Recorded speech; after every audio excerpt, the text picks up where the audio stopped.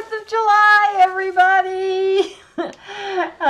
Welcome back to the Magical Mystery School, and thank you so much for coming back.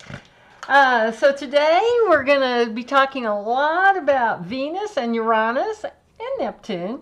But first off, if you're interested in knowing what the astrology chart is for the U.S., it's July 4th, 1776, 5:10 p.m., Philadelphia, Pennsylvania.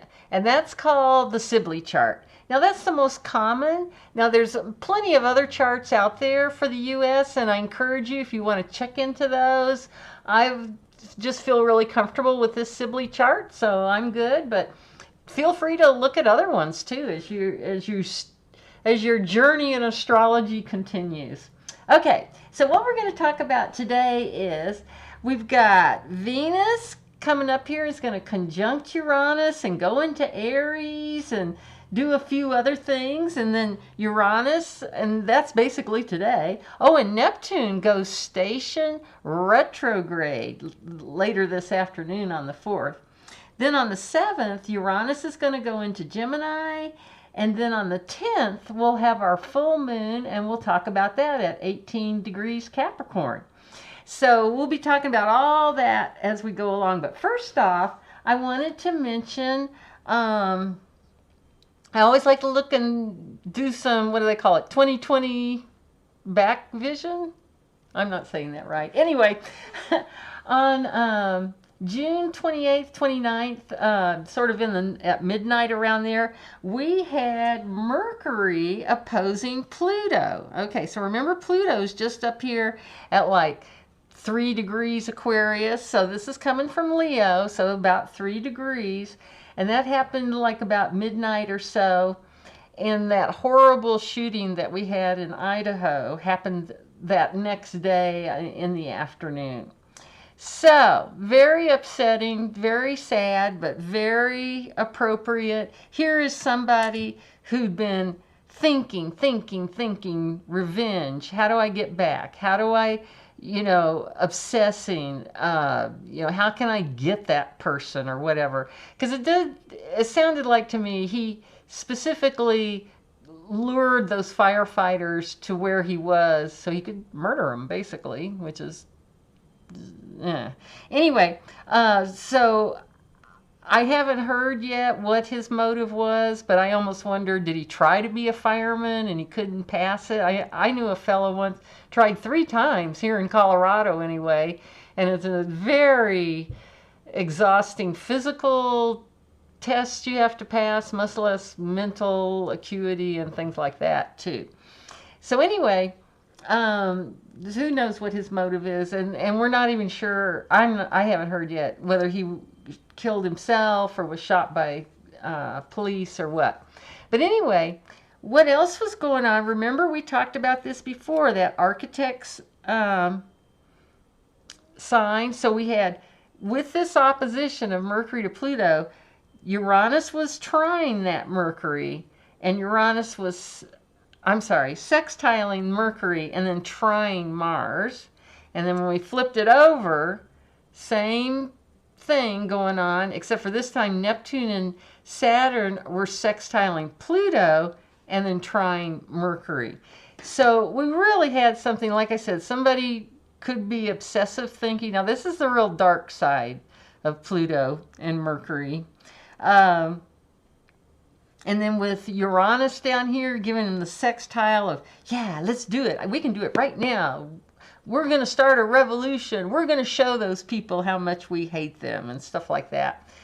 And then with Neptune and Saturn here, Neptune and Mercury, now that's a Leo to Aries. That's fire to fire.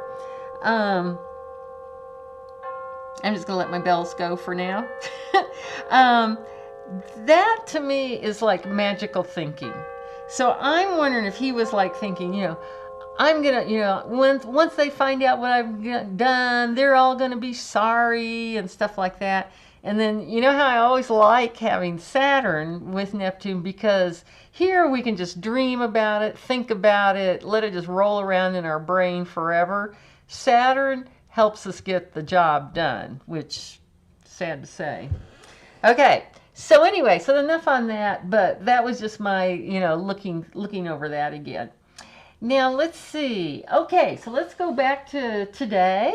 So early this morning, like at 5:46, and I always use Pacific Daylight Time, we had Venus come along and actually conjunct Uranus.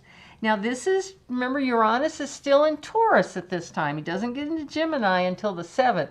So this conjunction is happening in Taurus. So Venus in Taurus, is very sensual, very comfy. So it might be hard to get out of bed that morning of July 4th. Want to take a little extra time for cuddling and things like that, even if you're cuddling with your stuffed toys.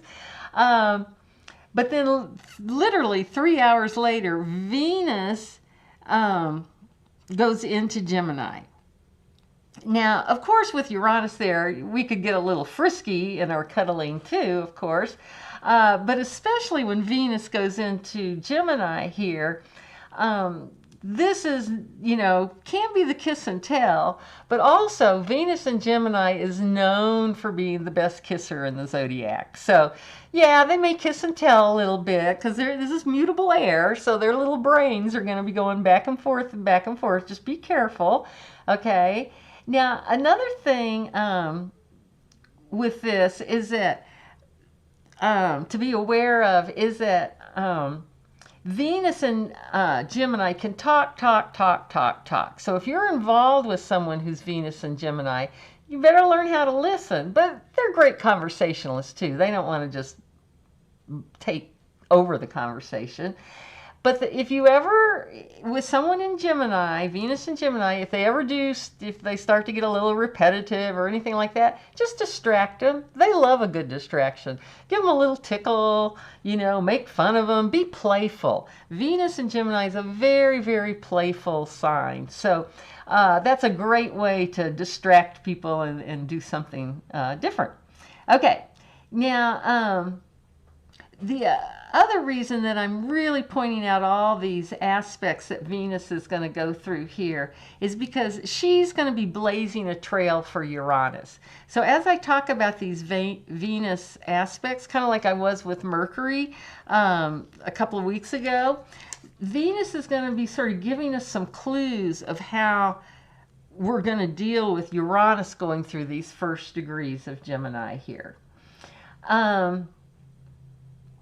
Okay, so, but before we get more into that, let's talk about later the afternoon of July 4th at 2:34 p.m., Neptune is going to station retrograde at 2 degrees 11 minutes. So when I say station, that means stop. And remember, in astrology, whatever is moving the slowest has the most power. Well, if you're stopped, Venus stationing or Neptune stationing, you're the most powerful. Now, this is part of our wobble here. And with Neptune going retrograde, and we could see some sort of water event. Also, Pisces rules oils and oil spills, that kind of thing. It could also, Pisces also is drugs too, so I'm not quite sure how that might work out, but just in case, could come out. And also, this is happening at the midpoint. Okay, this is a sextile here, but this is a trine. So there's also a connection here going on between this Pluto and Aquarius, right? So there could be some technological struggles going on, and maybe even some technology secrets come out, something that we weren't aware of, because Aquarius rules technology, okay?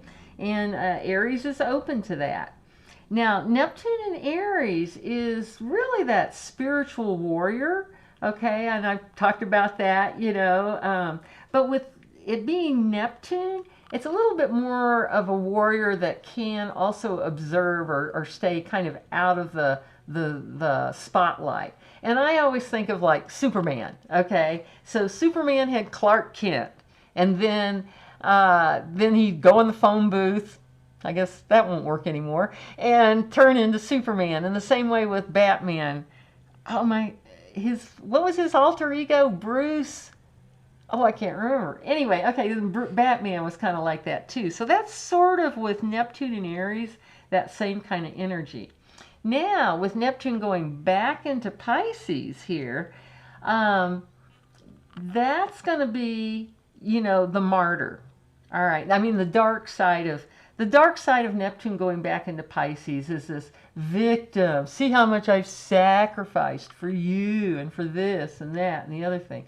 Whereas the more enlightened Neptune and Pisces people just want to help others. So they're going to be going, they're the ones that are going to be just serious people. They're going to quietly, but with joy in their heart, help others and get their jobs done, basically. Okay, now the other thing too I want to mention is the wobble. And first off, just to define the wobble for you again, like with Neptune and Saturn here, they've gone into Aries, but they're going to go retrograde and go back into Pisces and then come back into Aries. And that's what I'm calling a wobble, is when a planet is going over a house cusp or a sign cusp back and forth. So this is what we've got going on with Neptune. Let's see if I can, yeah, we can see all that. Okay, and this is just a lineup of the wobble going forward. And here we are, July 4th, Neptune goes retrograde, 2 degrees Aries, 11 minutes. July 7th, Uranus goes into Gemini. July 13th, and we'll talk about this next week, Saturn goes retrograde at 1 degree Aries, 56 minutes. So you can see how close those guys are. Then we're going to kind of get August off a little bit from these big major transits. But just remember, July and August is your time to prepare, to really think about what do you want for next year. Because we're going to go through some stuff here, okay? And what we should be thinking about right now, because we've got Neptune in Aries, Saturn in Aries, Uranus in Gemini. This is all the future. This is all the new. So, and what's going to happen is these planets are going to go back on September 2nd. Saturn's going to go back into Pisces. Uranus will go retrograde September 6th. And Neptune goes back into Pisces. Oh, and also remember, when these planets go back into Pisces, they're going over that 0 Aries point, right? So that's that primordial degree we've been talking about, the beginning of the zodiac, basically. Okay, and then in November, Uranus even goes back into Taurus. So that November period, we're going to be basically in the same places we are now. And that's why I want to warn you guys, is that September, October, November, and into December, we're going to feel like maybe, we haven't made any progress. It's like we went on our marches, we've called our Congress people, we're doing this, we're doing that, we're trying to change things. And then we just go retrograde, we go back, we're not like sure what's, are we really making any progress? Just keep telling yourself, this is just a phase. This is part of the wobble cycle. Things are going to start coming at the end of November when Saturn goes direct. It's still in Pisces, but it is going to start going direct. Neptune, same thing. And look at that. It's only at 29 degrees, 23 minutes on December 10th. So it's literally moved. It went into Pisces October 22nd. So November, the whole month of November, it's only moved, 47 minutes in a month? Crazy. And then in January of 2026, Neptune goes back into Aries. February 3rd, Uranus goes direct at that late degrees of Taurus. But on the 15th, Saturn goes back into Aries. And then on April 27th, Uranus goes back into Gemini for the next 8 years. And the wobble is complete. So just remember this fall, that's what I'm trying to tell you. If you're feeling like, oh my God, we've done this before, it's never going to change. Yes, be patient. Next spring, things will start to change. Okay, so I just really wanting to emphasize that. And I'm sure you're like, Yeah, but anyway, okay. So where am I at here?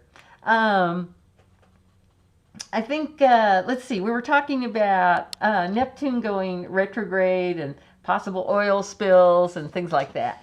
Well, I mean, okay, so I did just want to point out here, like I said, I think this September, October, November is going to be, we could be hearing some pretty distasteful stuff coming out. Because remember, this is, the 29th degree of the zodiac, the anaretic degree of the whole wheel, basically. So this is the last gasp of the last gasp. I think some real twisted stuff could come out. I think the gaslighting is going to be astronomical. But just keep telling yourself, I know the truth. This stuff that they're talking about is just, they're trying to throw sand in my eyes, that kind of thing.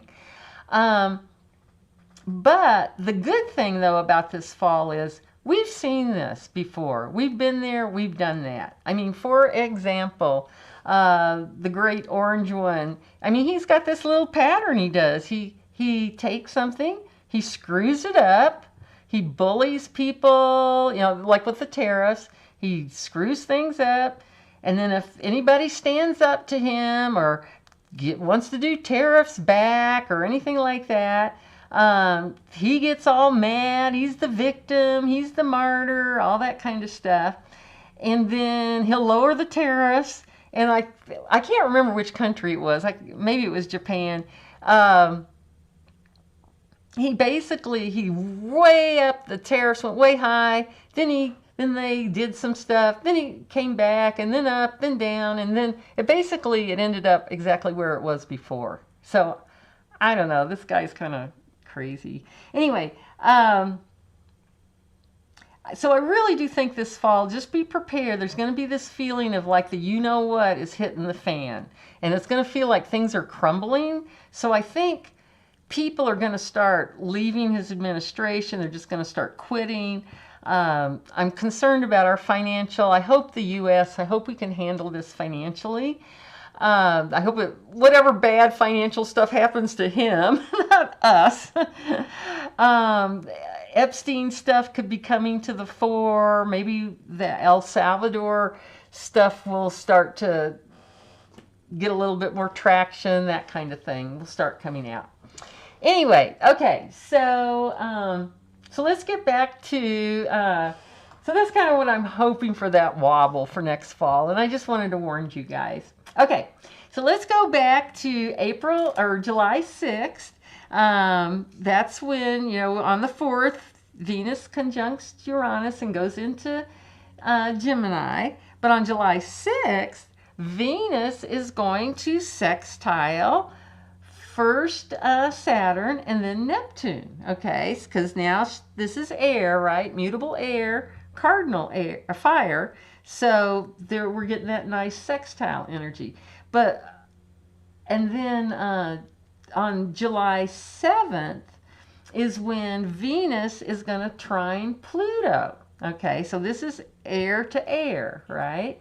At 1:44 a.m. So I just want you to be really aware of this pattern that Venus is making. First it was, transited Uranus, then Saturn, then Neptune, then Pluto. And I'm just going to let the bells go. It's going to be a fairly long one, but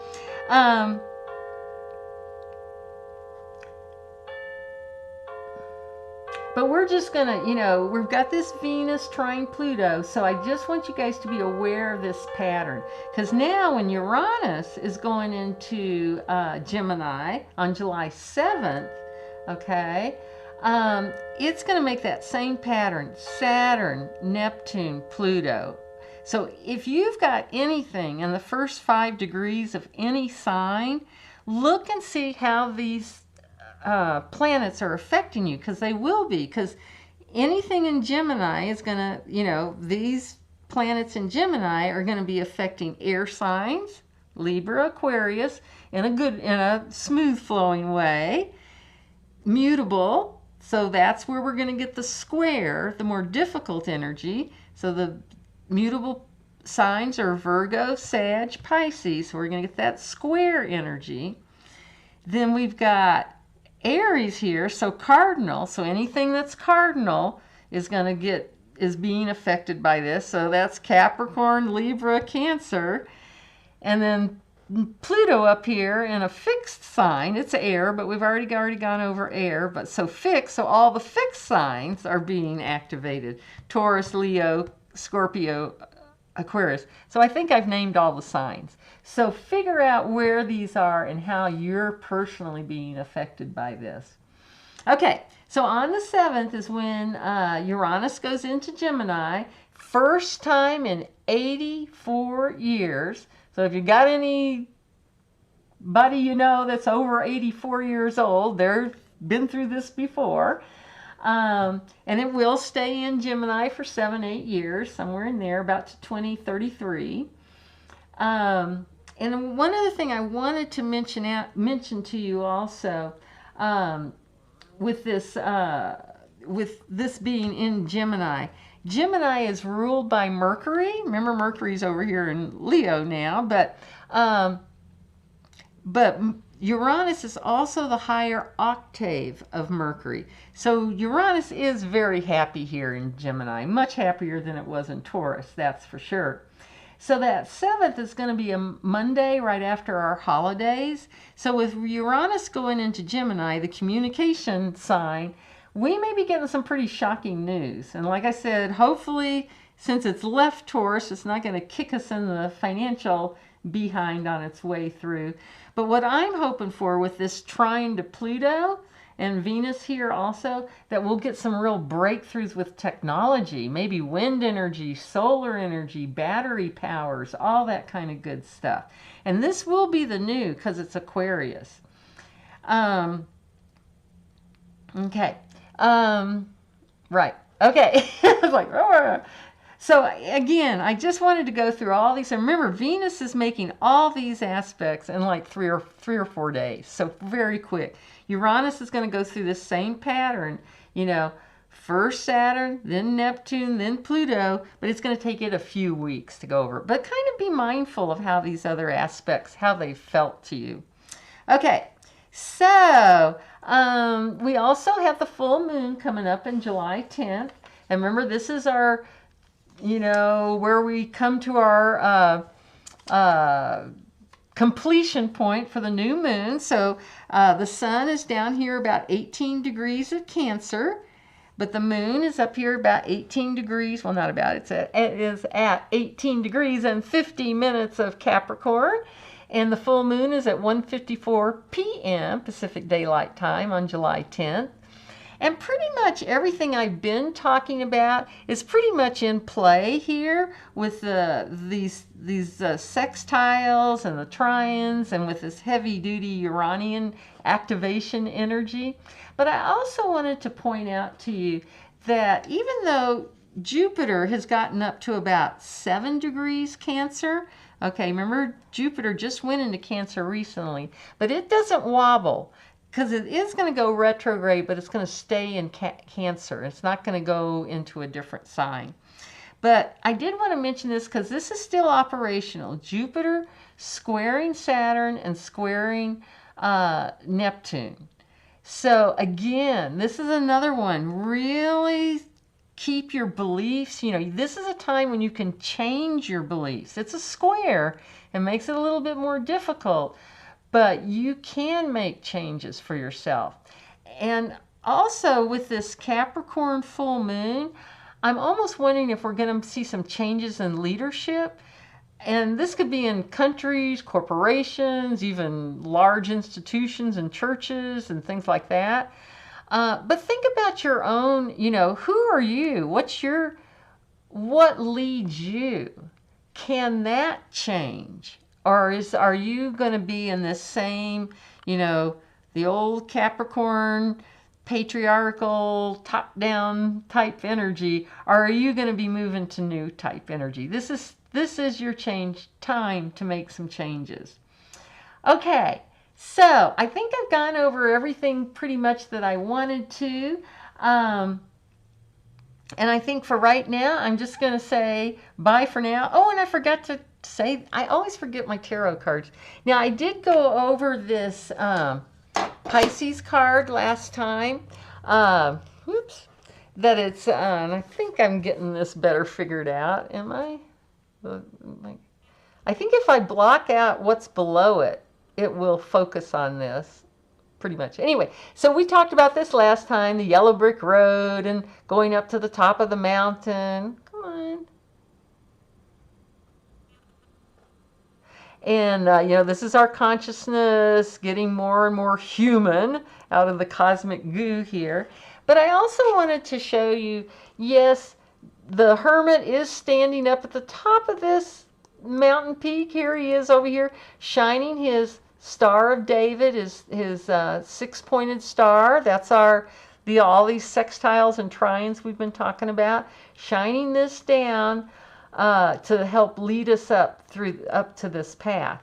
And I also, the thing I forgot to tell you guys last time is that Virgo and Pisces are exactly opposite one another. They are opposites on the wheel, and that makes perfect sense.